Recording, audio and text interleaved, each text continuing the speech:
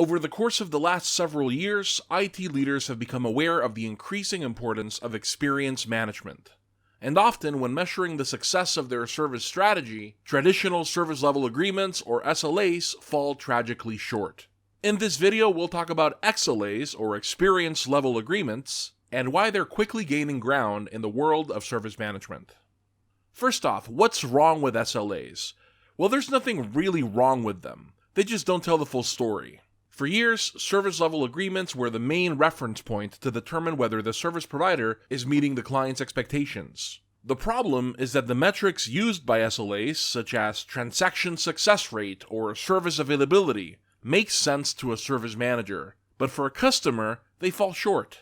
They don't capture the entirety of the end-to-end support experience. Have you ever heard of the watermelon effect? It's when metrics on the outside are green, which means they're good, but inside they're red because customers and the service provider aren't on the same page when it comes to the perception of the service quality. This is when it becomes useful to measure experience, thus experience level agreements. XLAs put customer experience at the center of a more holistic view of service performance. They seek to account for every service interaction and touchpoint when defining whether the service meets the agreed-upon performance level. It's all fine and good to say that email as a service was available for 99% of the time, and in line with the agreed-upon SLA target.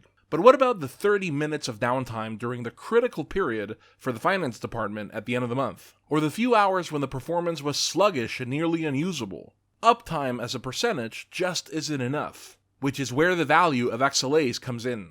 If the SLA says that IT delivered the right service within the agreed time frame, then XLAs will give you a feel for the customer or employee experience. See, your customers, both internal and external, don't care about the moving technical parts that build up your services. They're focused on the end-to-end service and its outcomes, and that stuff is a little harder to quantify. That means questions such as, how did the customer feel after using our services? What went well? What needs to be improved? Now let's talk about how to implement XLAs. A key point to start with is that XLAs don't necessarily replace SLAs, they complement them. So a quick and simple way to adopt XLAs is to add an experience-focused star system to your customer satisfaction survey. And making it the first section helps with engagement too, because one of the main reasons that customers don't engage with feedback surveys is that they're too clunky, too complicated, or simply too time-consuming to complete. By introducing a star system, kind of like an app store, you make it easy for the customer to give you a quick snapshot of their experience. Here's XLA expert and host of XLA TV, Ray Ann Bruno, speaking on this topic on the Ticket Volume podcast. So one that we use in the class is, are you happy with your phone? And then there are these sub-questions about what's most important to people about their phone.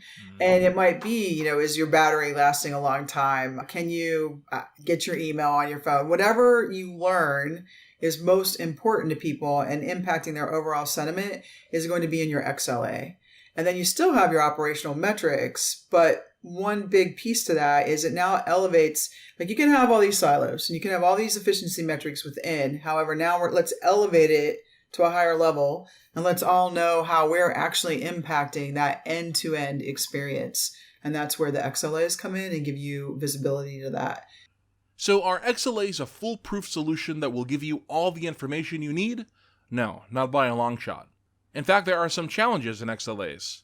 For example, experience is inherently subjective, and that's what XLAs attempt to measure. This means that one negative experience, such as a downtime during a critical period, or an interaction with a support agent that was tired and maybe a little cranky, can cement their negative perception.